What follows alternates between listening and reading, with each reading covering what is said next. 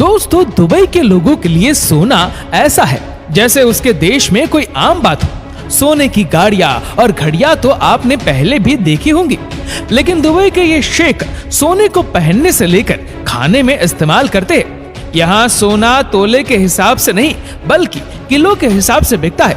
तो आखिर ऐसा क्या है जो दुबई में सोना इतना सस्ता और आम है? आज आपको यही बताने वाले हैं, तो बिना स्किप किए इस वीडियो को आखिर तक जरूर देखिएगा। दोस्तों, दुबई को सिटी ऑफ गोल्ड भी कहा जाता है। ऐसा इसलिए है क्योंकि दुबई के विकास में तेल और टूरिज्म का जितना योगदान है, लगभग उतना ही बड़ा योगदान गोल्ड का भी है। यहाँ एक तरफ दुबई में दुनिया की सबसे बड़ी बड़ी कंपनियों की ऑफिस और आलीशान शोरूम मौजूद है, वहीं दुबई में एक मार्केट ऐसी भी है जिसके अंदर लगभग 1000 से भी ज्यादा सोने की दुकानें हैं, जो रोजाना हजारों किलो सोने का बिजनेस करती है। जी हाँ, हजारों किलो सोने का बिजनेस। अब सबसे बड़ा सवाल ये उठता है कि आखिर दुबई में इतना सोना आ कहां से रहा है, और ऐसा क्या है कि दुबई के सराफा बाजार में सिर्फ मुनाफा ही मुनाफा है। दरअसल दोस्तों, दुबई साउथ अफ्रीका से बड़ी मात्रा में कच्चा सोना इंपोर्ट करता है और फिर उस कच्चे सोने से एक से बढ़कर एक खूबसूरत ज्वेलरी तैयार की जाती है। फिर दुबई का स्टैंप लगते ही इस ज्वेलरी का रेट दुबई में सोने के रेट के बराबर पहुंच जाता है। दोस्तों, दुबई में तैयार हुई ये ज्वेलरी इतनी प्योर और दिखने में खूबसूरत होती है कि ये ना सिर्फ दुबई में बल्कि दुनिया भर में बेची जाती है, जिसमें भारत और चीन सबसे आगे है। और इस तरह दुबई हर साल लगभग 1200 टन सोने का व्यापार करता है। दोस्तों, पूरी दुनिया में जितना गोल्ड बिकता है उसमें सबसे बड़ा हिस्सा लगभग 35% सिर्फ दुबई का ही होता है। यहाँ सोने की मार्केट इतनी बड़ी है कि दुबई में गोल्ड सेक्टर में करीब 4086 कंपनियां काम करती हैं, और ये महामारी में पिछले साल दुबई ने 5,52,000 करोड़ से ज्यादा का गोल्ड बेचा था। अब ये तो सब जानते ही है कि इंडिया में भी सोने का क्रेज लोगों के सर पर चढ़ा हुआ है। शादी से लेकर एनिवर्सरी तक भारतीय सोने का खूब इस्तेमाल करते हैं। यूनाइटेड अरब अमीरात में शहर दुबई में भारतीय बड़ी संख्या में रहते हैं और अपनी सोने में गहरी दिलचस्पी की वजह से यहाँ गोल्ड में निवेश करने के मामले में भारतीय सबसे आगे है। दुबई में भारतीयों के बाद गोल्ड में सबसे ज्यादा निवेश पाकिस्तान, ब्रिटेन, सऊदी अरब, ओमान और कनाडा के लोगों का है। अब बात करते हैं दुबई का सोना दुनिया भर में इतना मशहूर क्यों है और कैसे ये सोने की इतनी बड़ी मार्केट बन गई। तो दोस्तों, इसका सबसे बड़ा कारण ये है कि दुनिया भर में सोने की शुद्धता और गुणवत्ता के मामले में दुबई पहले नंबर पर है। दुबई में जितने भी ज्वेलर्स गोल्ड बेचते हैं वे सारा गोल्ड सरकार द्वारा उनकी शुद्धता और गुणवत्ता को चेक करके ही प्रमाणित किया जाता है। इसके अलावा हर ज्वेलर को अपनी स्टोर से बेचे जाने वाली हर गोल्ड के आइटम पर सोने की शुद्धता का हॉलमार्क लगाना जरूरी होता है।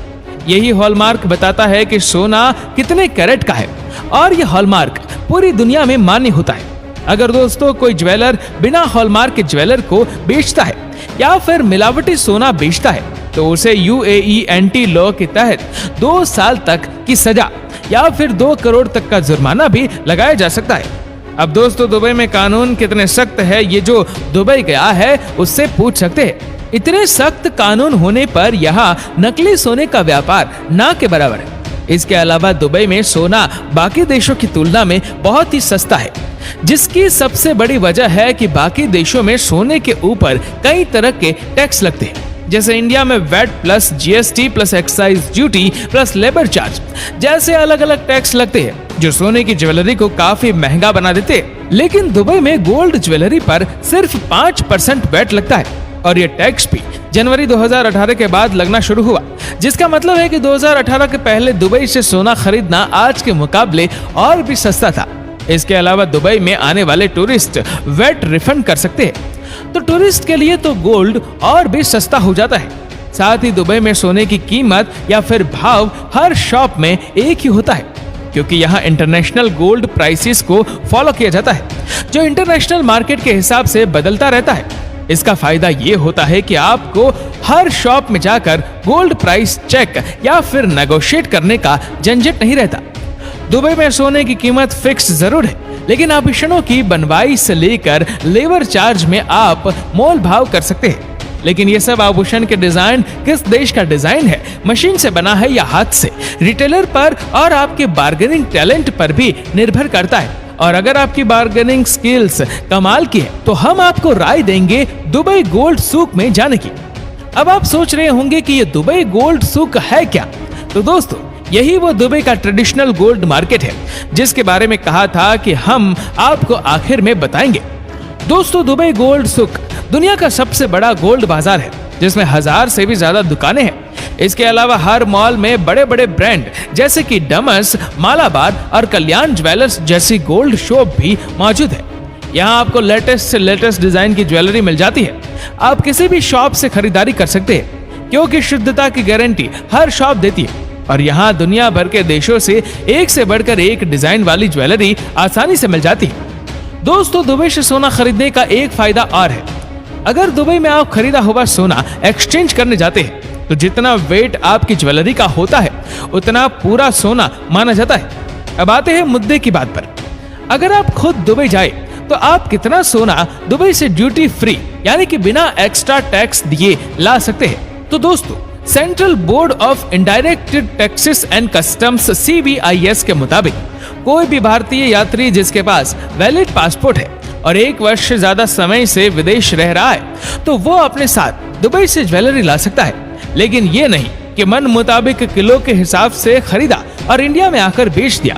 इस पर भी लिमिट है और आप दुबई से कितना सोना टैक्स फ्री ला सकते हैं। तो चलिए जानते हैं। अगर आप पुरुष यात्री हैं तो इसकी लिमिट 20 ग्राम है या फिर जिसकी कीमत 50,000 रुपए से ज्यादा ना हो, आप इतनी ही गोल्ड ज्वेलरी ला सकते हैं। और अगर आप एक महिला यात्री है तो 40 ग्राम गोल्ड या फिर जिसकी कीमत 1 लाख रुपए से ज्यादा ना हो, इतने सोने के आभूषण पर आप ला सकते हैं।